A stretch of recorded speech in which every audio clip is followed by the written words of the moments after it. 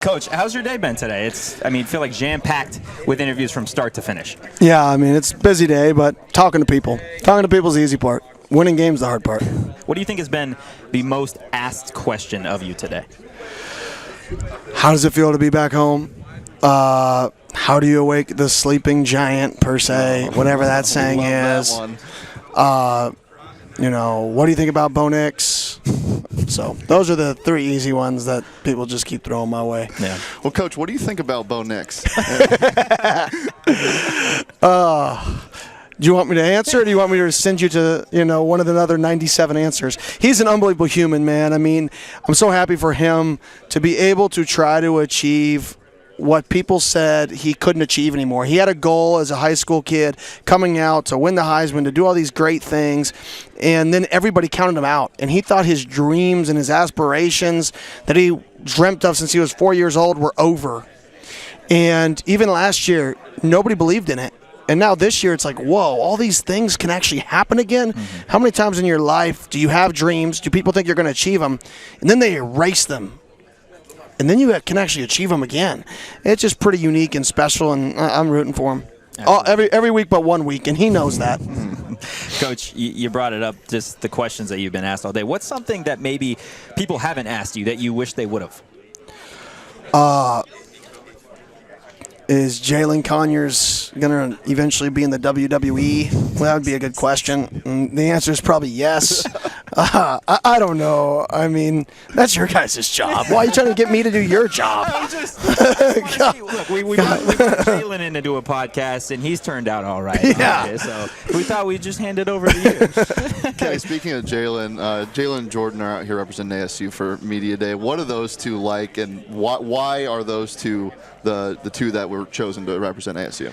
Well, you have a guy like Jalen who's just an unbelievable person. When you say our program, we're going to be good people, I want good people. He's a good person. Like, he's somebody you would want to babysit your kid, marry your daughter. Like, he's a good person, and he just happens to be an elite player on top of that, and that's rare. And you have a guy like Jordan who is fiery and competitive and intense, and you need that. That's what good teams are made of. They're made of both. They're made of people like that we brought. And if those two personalities can mesh together and our team can take those two personalities and build off both of them, right, I think we have the culture we're looking for. Absolutely. Kenny, since you've been back, what's been the high point for you? Maybe just a moment where you sat there and you were like, wow, like, I'm here. Obviously my intro, my introductory press conference, that was really it. And then I don't know. I couldn't tell you. I've just been going. Like, I haven't sat and thought, oh, I'm so great to be here. No, it's been how do we get better? Yeah. What do I got to do to get better? What's the next step? We get a task accomplished. Okay, what else can we get accomplished? It's not, oh, let's take a breath and cherish this moment that we have here. It's no, go get better every day, all the time. Yeah. Jalen kind of outed you in one of those special moments. Did you rip your pants? I did. In the first meeting? I did. How so? I blacked out. I don't really remember. I got in there. If you guys haven't figured it out, I'm an emotional human. I don't hide. I wear my feelings on my sleeve. I cry. I laugh. I joke. I'm intense. I'm the guys know there's not much. And in that moment, I don't know what I did, but I ripped my pants and kicked my shoes off. I probably did a whole bunch of things that they would tell you that I don't even remember. It's funny. Everyone's always so fascinated with, you as a person, and obviously, you're just being you. You're an emotional human being, but all you want to do is just watch football, play football, coach. What is a thing that you are, one, excited to do now that you're on the field and not in the box, and what's something you kind of think you're going to have to figure out when you're down on the field? I'm excited to be able to verbalize game day adjustments on a whiteboard in person. Never done that. I've always been the guy saying, hey, draw this, draw this, draw this. All right, put the headset on him, right, and have to play, telephone to make adjustments. I'm excited to be down there and be able to go down there and walk up to Coach Ward and say, listen, they're sliding the pro to the back instead of away from the back. That was in the game plan. We need to bring more to the back pressures or away from the back pressures. And then, or they're checking away from your field blitz. And then be right there and communicate and draw it up and do the same thing for the offense. If you get this look again, I want to check this or I want to get into this. I'm excited for that. I'm excited to be in the heat of the moment and to be able to look eye to eye with kids and have that communication. Now, what about something that you are kind of, still going to have to figure out when you're down there? Yeah, how loud it is. I mean, I've been in the box. I mean, supposedly it gets loud. I always yell at people like, shut up. Like, just be quiet. We're trying to talk up here. They're like, it's loud. We're trying to quiet them down. So, I mean, I'm going to have to get somebody to quiet them down there. Yeah. Because, I'm not the biggest person. So maybe Coach Joe's going to have to be our everybody get quiet guy. Yeah. Coach, pretty early on in the process when it was announced that you were going to be the head coach, you had brought up that you wanted to bring back tradition at Arizona State, Camp T being one of those traditions. Obviously, it's coming up, but what are you looking forward to most about Camp Tontozona and just getting back up there?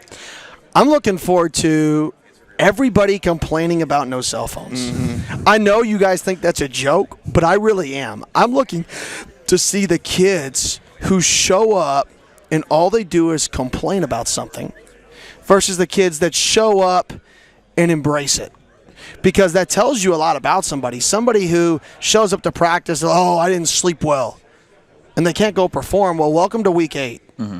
Somebody who doesn't want to go have a relationship with their teammates and would rather be on their phone at 3 in the afternoon, right? Are they really buying in?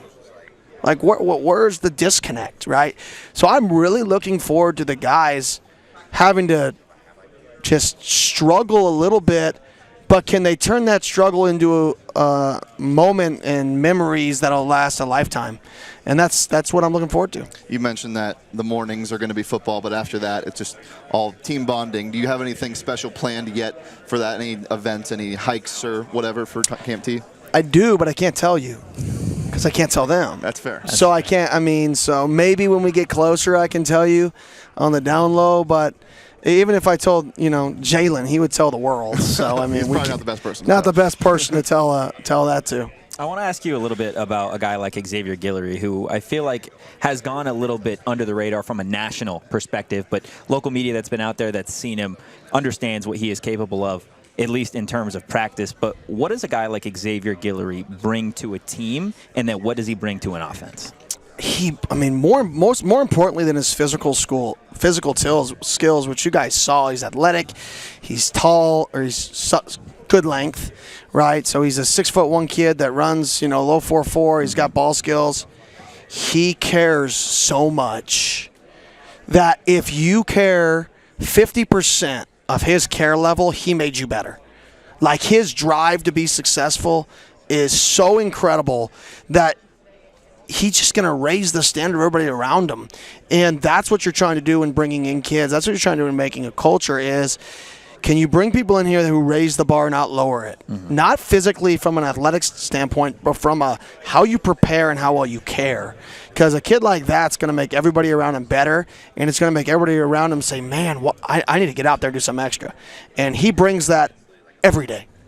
There's a bunch of guys on your team that might not have been selected to what we thought they should be. The recognizability from a Pac-12 perspective. Obviously, talking about the preseason teams. Do you feel that they feel slighted a little bit, or is it just us kind of reading too much into it? Yeah, I think it means they need to go show them that they're wrong. Like, you can't get mad at people's opinion. Yeah, it means that you obviously didn't do enough to demand that they did it. It's like people that get mad if you don't hire them. Like, it's not my job to hire you. It's your job to make me hire you. Mm-hmm. It's not their job to pick you.